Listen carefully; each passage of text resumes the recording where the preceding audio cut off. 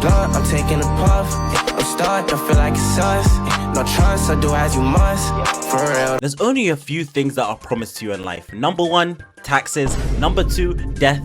And number 3, finding an absolute baddie in a children's TV show when you were a kid. I'm not gonna hold you, that was definitely a canon event for all of us. Like every single person I know experienced this at least one time. And if I come up to you and you say that you have never in your entire life had a crush on a character from a TV show, you're just lying, bro. Because no matter if you're female, male, gay, straight, pan, asexual, bro, you had to have seen one of these baddies at least one time, bro. I have female friends who are calling Phoebe bad, bro.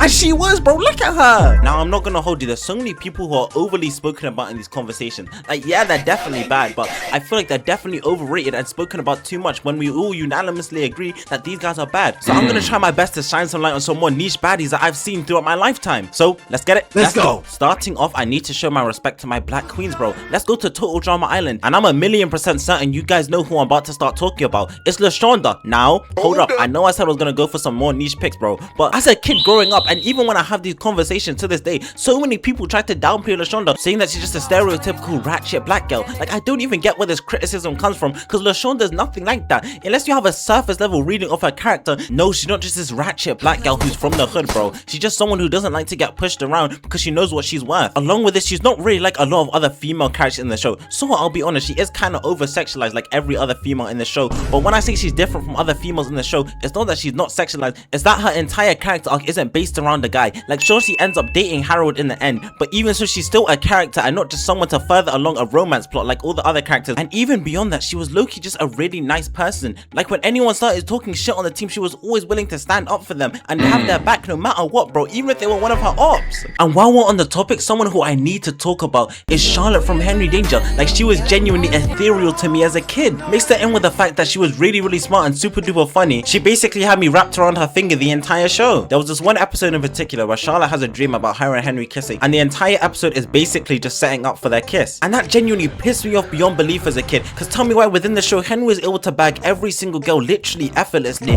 and now he was gonna bag the one girl that was seemingly immune to this man's charm. Like, bro, leave some for the rest of us. And I promise you there are no words within the English dictionary that will do justice to the unadulterated joy I felt not seeing these guys kiss by the end of the episode. When Charlotte said the words, "I don't want to kiss you, Henry," I might have genuinely jumped out of my seat in pure joy, because that was one of the highlights of my childhood career. My wife was staying loyal to me. Even though she never met me, she was still saving herself. And at the time, I thought it was just the writers not wanting to ruin Henry and Charlotte's relationship. Come to find out, the writers definitely wanted them to kiss. It was fully Charlotte's idea to not have them kiss. Henry wanted to kiss Charlotte as well. Like, come on, bro, you've already kissed 17 girls on that set alone. This is the type of greed they talk about in the Bible. Have some restraint, bro. You don't need to be kissing all these baddies for no reason. Next girl we're gonna talk about is someone who doesn't really appear too much in the show, but I promise you was genuinely one of the baddest girls of all time and needs to be spoken about more. And that's Jin from Avatar: The Last Airbender.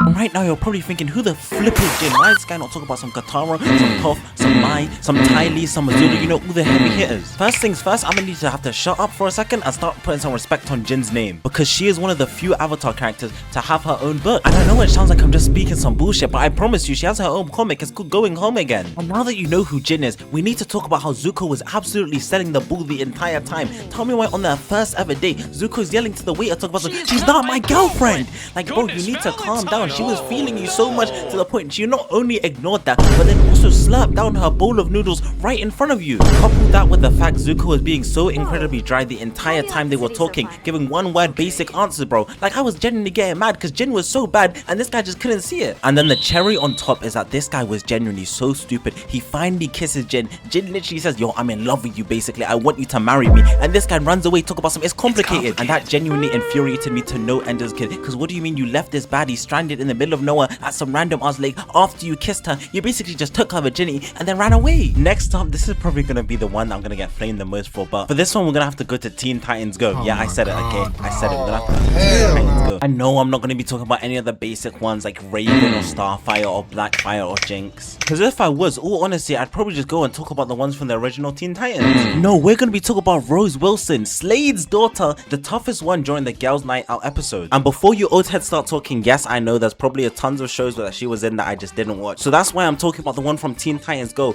and she was genuinely so tough and had so much aura in this show. Like, I remember her and Raven just started fighting for no reason, and it was so damn clean. The way she was putting straight paws on Raven. On top of that, she had a sword and was low-key a ninja. Tell me that wasn't tough, bro. Like, how am I not meant to glaze that? Cherry on top, the eye patch with the long white hair, bro. It was genuinely mesmerizing to me as a kid. Bro, she had the little eye scar, and everyone knows the little eye scar is the toughest thing you could have as a male or female. Look at Zoro, bro. Now, before we get to my last and final pick, let's talk about some of the honorable mentions that were slightly not niche enough to be mentioned on this list. First off, we got Dawn from Total Drama Island, you know, the person in the intro. At first thought, I thought she was gonna be hella niche, that no one knew about her, because I never hear anyone talking about her with all the hype of Courtney, you know, Gwen, Heather, all of the main girls. But apparently she has a cult-like following that love her to no end. Next up, we have female Johnny from Johnny Test, and I know she only shows up for like 20 seconds, but let's not lie, we all found her bad, along with Johnny's sisters. Me personally, I was more of a Mary guy, not Susan, because I just like the curly hair, but that's neither here or there. And last but not least, we have Marissa from Shark Boy and Lava Girl, you know, the ice princess and the crush that the main character had throughout the entire show. Now, I know she's probably niche enough,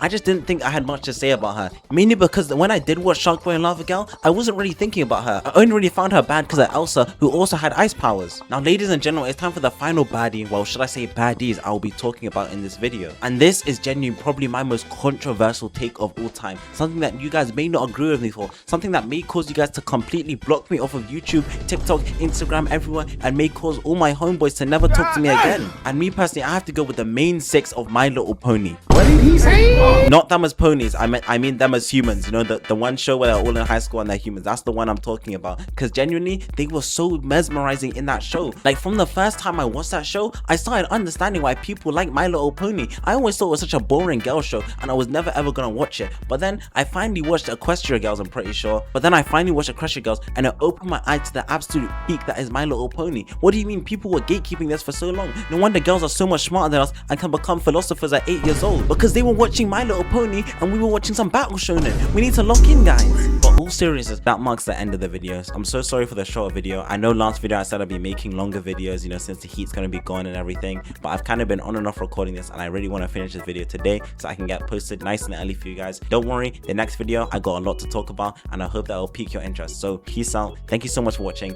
have a great day, you know, make sure to like, subscribe, comment, and I'll see you in the next one.